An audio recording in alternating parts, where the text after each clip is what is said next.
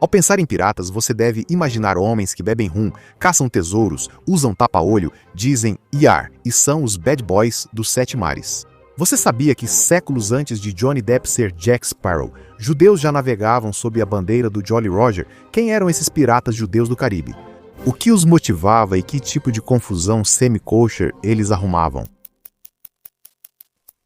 Tudo começou em 1492, quando o rei Fernando e a rainha Isabel da Espanha expulsaram 200 mil judeus. A expulsão dos judeus foi ordenada por um funcionário cristão que queria evitar a influência dos judeus tradicionais sobre os conversos, convertidos ao cristianismo. Curiosamente, o funcionário também tinha ancestrais conversos. Mas isso não o impediu. Muitos judeus espanhóis exilados buscaram vingança contra seus reis antissemitas nos mares. Esses membros da tribo, com longas barbas, espadas e falando espanhol, pareciam personagens de uma fantasia de vingança do Tarantino. Um deles era chamado de O Grande Judeu. Seu nome verdadeiro era Sinan Reis, segundo em comando do pirata Barbarossa italiano, chamado assim pela Barba Vermelha. No início dos anos 1500, a dupla atacou navios mercantes espanhóis, mas nem tudo era diversão e garrafas de rum kosher. No início da década de 1540, o filho do grande judeu foi capturado no mar pelo rei Carlos V da Espanha, e Barba-Ruiva resgatou o garoto sequestrado em uma série épica de ataques que incluiu saquear uma pequena cidade espanhola e explodir um forte. Outro pirata judeu foi Moshe Cohen Henriques, considerado um dos bucaneiros mais bem-sucedidos e suposto cérebro de um dos maiores saques piratas da história. A captura da frota de prata espanhola em 1628, um comboio de cerca de 25 navios carregados de tesouros. Ao voltar das colônias espanholas na América, Henriques navegou com o almirante da Companhia Holandesa das Índias Ocidentais e o pirata discreto Piet Hein, cuja oposição à Espanha vinha do tempo em que foi escravizado por eles. A prata e o ouro obtidos pela dupla no ataque valem mais de $1 bilhão. Nada mal para o saque de um dia. Henriques também era bem ousado. Ele criou sua própria ilha pirata, onde dormia, escondia sua fortuna, continuou orientando Rain e navegou pelos sete mares, sempre escapando da captura pelo resto de sua vida.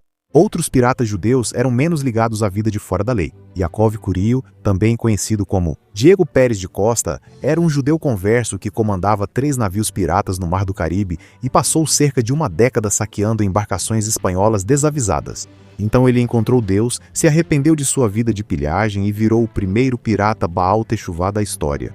Depois foi para a terra de Israel e se estabeleceu em Safed, na Galileia. Depois de se encantar com os ensinamentos místicos do rabino Isaac Luria, ou Arizal, o pai da cabala contemporânea.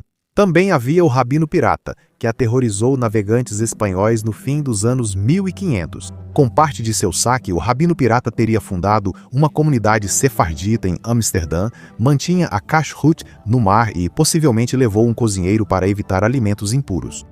Piratas judeus frequentemente se aliavam a piratas não judeus, promovendo interações marcantes entre as culturas judaica e pirata.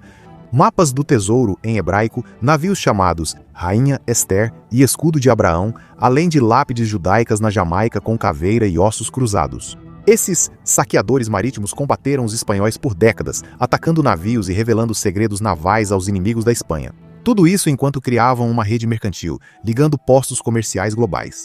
Alguns estudiosos evitam o termo piratas judeus, pois muitos citados atuaram como assessores de outros piratas importantes.